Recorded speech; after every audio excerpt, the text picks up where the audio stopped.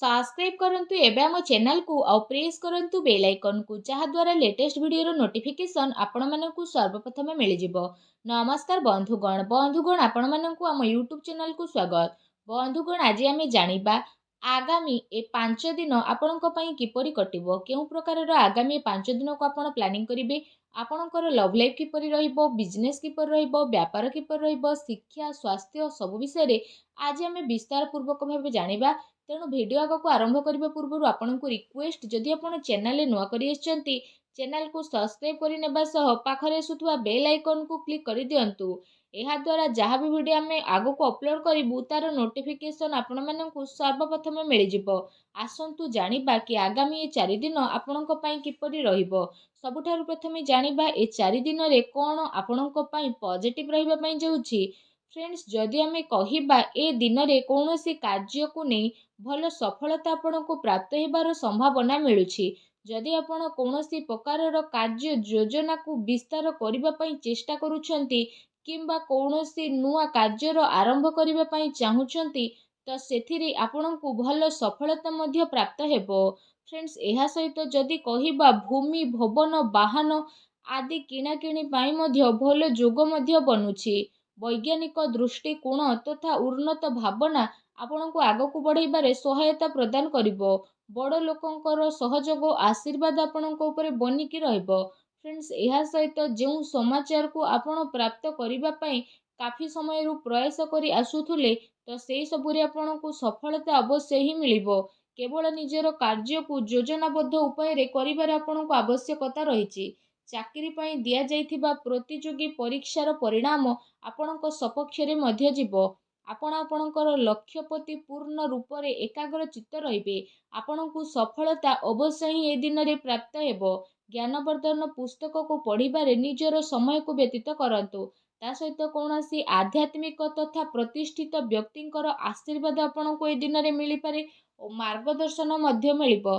सामाजिक गतिविधि रे टिके दूरता बनेकी रखंतु। एथिरे समय व्यर्थ हेबा सहित आउ किछि आपणको प्राप्त हेबो नाही। दिन अपेक्षा आपण राति को अधिक गुरुत्व देबे। दिल अपेक्षा दिमाग रु कथा सुनिबा पई चेष्टा करंतु, जहा द्वारा आपणकर स्वाभिमान कौनसी भी परिस्थिति रे हिम्मतर साथ छाड़िबो नाही।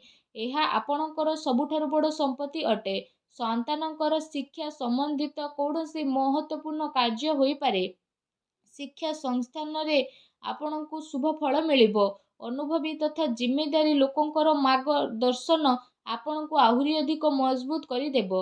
जो कारण पई आपणको उचित परिणाम मध्य हासिल हेबो एवं आपणको मन बहुत ही प्रसन्न मध्य रहइबो। आसंतु जानिबा आपणको पई दिन रे कोन नेगेटिव रहिबो। फ्रेंड्स, भूल कथार प्रतिकार करिबा द्वारा ओ कारण रे ही लोक आपणकर विपक्ष रे जिबे। आपणको सबु कार्य बहु संयमता और गंभीरतार सह करिबार अछि। टिके भी लापरवाहीर परिणाम घातक आपणको पई होई पारे। कौनसी संपर्कियों स्वास्थ्य को नहीं ए दिन रे आपणकर टेंशन रहिबो। विद्यार्थी हास परिहास एवं मनोरंजन आदि व्यर्थ कार्य रे पड़ी निजर पाठपढ़ा सह समझौता करंतु नहीं। पैसा मामला रे काहा उपरे आपणको अधिक भरोसा करिबार दरकार नहीं। ता सहित राजनीति मामला रे कार्य रे बहुत ही आपणको सावधानता रखिबार आवश्यकता रहिछि। एहा सहित कौनसी नुआ निवेश करिबा पूर्वरु आपण भल भाबरे जांच पड़ताल करिकि नियंतु। ए समय रे आर्थिक स्थिति किछि एपरि रहिबो। घरर बड़ लोक एवं वरिष्ठ सदस्यंकर स्वास्थ्यर आपणको विशेष रूप से ध्यान रखिबार आवश्यकता रहिछि। अजणा अपरिचित व्यक्तिंक द्वारा व्यवहार रे लेण देण रे आपणको सावधानता रखिबार अति आवश्यक रहिछि। खर्च उपरे आपण नियंत्रण रखंतु। एहा द्वारा आपणको आर्थिक व्यवस्था रे काफी समय पर्यंत सुधार आसीबो। ता सहित घरर लोकंक भितरे कौनसी हल्का फुल्का मतभेदर स्थिति मध्य उत्पन्न हेबो। कौनसी संपर्कियों संबंधित कौनसी अप्रिय समाचार आपणको विचलित मध्य करि पारे। एथिपाई आपणको धैर्य एवं संयमता बनेई रखिबार अति आवश्यकता रहिछि।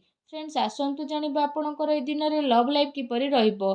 फ्रेंड्स, जो लोक माने ए पर्यंत सिंगल अछंती तांको जीवन रे कौनसी प्यारा साथी आसी पारंती। निजर प्रेम जीवन को गभीरता देबा एवं जड़े आउ जन को बुझीबारे दिन आपणको पई अटे।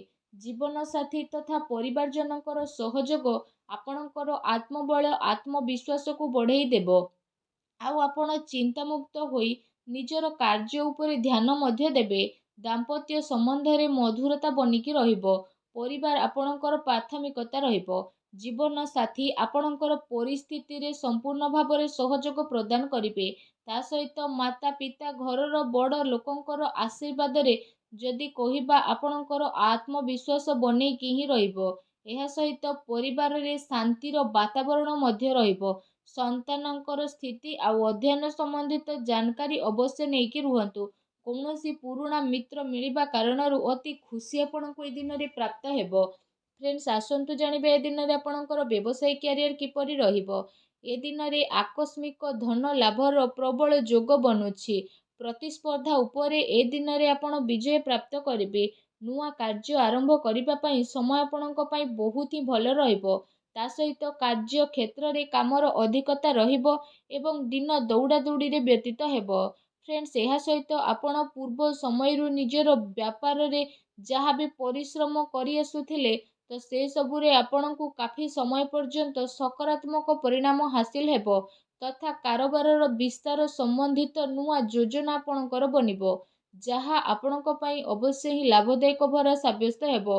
ବ୍ୟବସାୟରେ ନୂଆ ନୂଆ ପ୍ରୟୋଗ ଦ୍ୱାରା ଅମଳ କରିବା ଆପଣଙ୍କ ପାଇଁ ଅତି ଆବଶ୍ୟକତା ରହିଛି, କାରଣ ବର୍ତ୍ତମାନ ସ୍ଥିତି କାରଣରୁ କାର୍ଯ୍ୟନୀତିରେ ପରିବର୍ତ୍ତନର ଜରୁରୀ ରହିଛି। ଯଦି ଆପଣ ଭୂମି ଆଦି ଜିନିଷରେ ନିବେଶ କରିବାର ପ୍ରୋଗ୍ରାମ ବନଉଥାନ୍ତି ତ ଆପଣ ଏସବୁରେ ନିବେଶ କରିପାରିବେ। ଏ ସମୟ ଆପଣଙ୍କ ପାଇଁ କାଫି ଅନୁକୂଳ ଭରା ରହିବ, କାରଣ ଆଗକୁ ଯାଇ ଏହା ଆପଣଙ୍କୁ ବହୁତ ହି ଲାଭଦାୟକ ସିଦ୍ଧ ହେବ। ଫ୍ରେଣ୍ଡସ୍, ଆସନ୍ତୁ ଜାଣିବା ଏ ଦିନରେ ଆପଣଙ୍କର ସ୍ୱାସ୍ଥ୍ୟ କିପରି ରହିବ। ଫ୍ରେଣ୍ଡସ୍, ଏ ଦିନରେ ଆପଣ ଆପଣଙ୍କର ଶରୀରର କ୍ଷମତାକୁ ବନେଇ ରଖିବା ସହିତ ନିଜର ସବୁ କାର୍ଯ୍ୟକୁ ପୁରା ଶାରୀରିକ କ୍ଷମତାର ସହ କରିବାରେ ସଫଳ ହେବେ। ତା ସହିତ ଏ ଦିନରେ ଆପଣଙ୍କର ସ୍ୱାସ୍ଥ୍ୟ ବହୁତ ହି ଭଲ ରହିବ। ଆପଣ ନିଜକୁ ଚିନ୍ତା ମୁକ୍ତ ଏବଂ କାଫି ଊର୍ଜାବାନ ଅନୁଭବ କରିବେ। ତା ସହିତ ନିଜର ସ୍ୱାସ୍ଥ୍ୟକୁ ଆହୁରି ଅଧିକ ଭଲ ରଖିବା ପାଇଁ ଆପଣ ପ୍ରତ୍ୟେକ ଦିନ ଯୋଗ କରନ୍ତୁ, ବ୍ୟାୟାମ କରନ୍ତୁ ଏବଂ ସୁସ୍ଥ ରୁହନ୍ତୁ। ଫ୍ରେଣ୍ଡସ୍, ଆସନ୍ତୁ ଜାଣିବା ଏ ଦିନରେ ଆପଣଙ୍କ ପାଇଁ କ'ଣ ବିଶେଷ ଉପାୟ ରହିଛି। ଏ ଦିନରେ ଆପଣ ସ୍ନାନ ଆଦି କରିସାରିବା ପରେ ଭଗବାନ ସୂର୍ଯ୍ୟନାରାୟଣଙ୍କୁ ତମ୍ବାର ଢାଳରେ ଜଳାର୍ଘ୍ୟ ଅର୍ପଣ କରନ୍ତୁ। ଏହା ସହିତ ପକ୍ଷୀମାନଙ୍କୁ କିଛି ନା କିଛି ଖାଇବାକୁ ଦିଅନ୍ତୁ ଏବଂ ନିଜର ସାମର୍ଥ୍ୟ ଅନୁସାରେ ଗରିବ ଲୋକଙ୍କୁ କିଛି ନା କିଛି ଦାନ କରନ୍ତୁ। ଦେଖିବେ ଆପଣଙ୍କୁ ସଫଳତା ପ୍ରାପ୍ତ ହେବ ଏବଂ ଆପଣ ପାରୁଛନ୍ତି ଯେତେ ନିଜର କ୍ରୋଧ ଉପରେ ସବୁବେଳେ ନିୟନ୍ତ୍ରଣ ରଖିବା ପାଇଁ ଚେଷ୍ଟା କରନ୍ତୁ, ଯାହାଦ୍ୱାରା ଜୀବନର ପ୍ରତିଟି କ୍ଷେତ୍ରରେ ଆପଣଙ୍କୁ ସଫଳତା ନିହାତି ଭାବରେ ପ୍ରାପ୍ତ ହେବ। ଆଶା କରୁଛି ବନ୍ଧୁଗଣ ଆଜିର ଏହି ଛୋଟିଆ ଭିଡ଼ିଓଟି ଆପଣଙ୍କୁ ନିହାତି ଭଲ ଲାଗିଥିବ। ଯଦି ମୋର ଭିଡ଼ିଓ ଆପଣଙ୍କୁ ଭଲ ଲାଗିଥାଏ ତ ଭିଡ଼ିଓଟିକୁ ଲାଇକ୍ଟେ କରନ୍ତୁ। ଆଉ ଯଦି ଆପଣ ଚ୍ୟାନେଲରେ ନୂଆ ଆସିଛନ୍ତି ତ ଚ୍ୟାନେଲକୁ ସବସ୍କ୍ରାଇବ୍ କରିନେବା ସହ ପାଖରେ ଆସୁଥିବା ବେଲ୍ ଆଇକନ୍କୁ କ୍ଲିକ୍ କରନ୍ତୁ। ଧନ୍ୟବାଦ।